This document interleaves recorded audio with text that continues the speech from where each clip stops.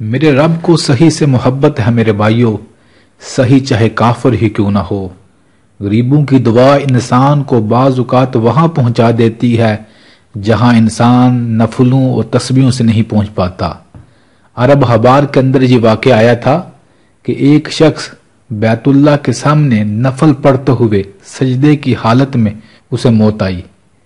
بڑا تجسس آیا لوگوں کو، جانے تو صحیح کتنا نیک انسان ہے، دیکھو بیت اللہ کے سامنے نفل پڑھ رہا ہے اور اللہ نے اس کی روح قبض کی، یہ کون سا نیکی کا کام کرتا تھا؟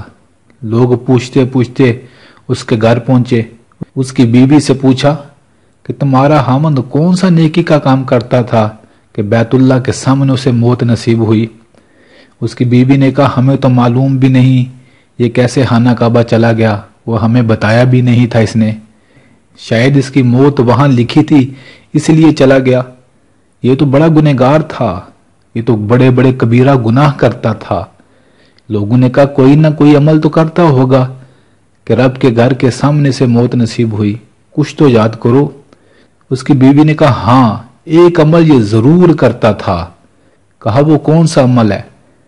کہا جب گھر کا سودا سلف لینے جاتا تھا تو ہماری گلی کے نکر پر ایک بیوہ عورت رہتی تھی، اس کے یتیم بچے تھے، یہ اپنے گھر کا سودا سلف بھی خریدتا اور ساتھ اس بیوہ کے گھر کے لیے بھی کچھ سامان خرید لیتا، اس سامان کو اس بیوہ کے گھر کے باہر رکھتا اور اس کے گھر کی بیل بجا کر آگے گزر جاتا۔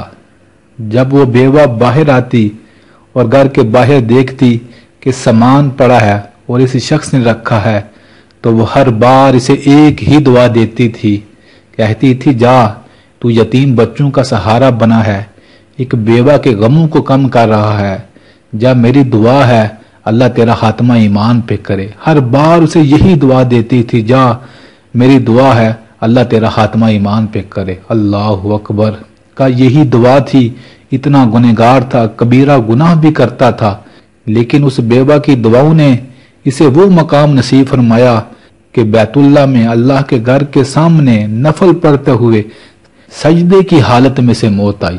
اللہ اکبر میرے بھائیوں، غریبوں کی دعائیں انسان کو تاڑ دیتی ہیں، اس جہاں میں بھی اگلے جہاں میں بھی۔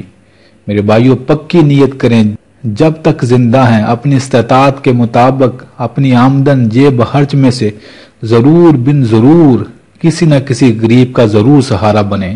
ان لوگوں کی مدد کیجئے جو سوال نہیں کرتے، جو مانگتے نہیں، جو چار دیواری کے اندر سسک سسک کر چھوٹی چھوٹی خواہشوں کے لیے ترستے رہتے ہیں، جن کے بچے اپنے ماں یا باپ سے کوئی چیز مانگ لیں تو ان کے ماں باپ انہیں ڈانٹتے بھی ہیں اور مارتے بھی ہیں اپنے لختے جگر کو، اور کئی منٹ اور کئی گھنٹے انہیں رونے کے لیے چھوڑ دیتے ہیں۔ کیوں کہ چھوٹی چھوٹی بچوں کی ضدیں اور چھوٹی چھوٹی بچوں کی وہ خواہشیں پوری نہیں کر پاتے۔ ان لوگوں کی مدد کے لیے ان کے گھروں کو پہنچیے میرے بھائیوں، اللہ کی رحمت پہلے آپ کے گھر پہنچے گی، اللہ آپ کے کیا آپ کی نسلوں سے غم، دکھ، پریشانیاں، غربت ہمیشہ کے لیے دور کر دے گا۔ اس وظیفے کو آزما کر تو دیکھیے، اپنی آمدن میں سے کسی کا سہارا بن کے تو دیکھیے، آپ کو ایسا دلی سکون ملے گا جو آپ نے آج تک محسوس نہیں کیا ہوگا۔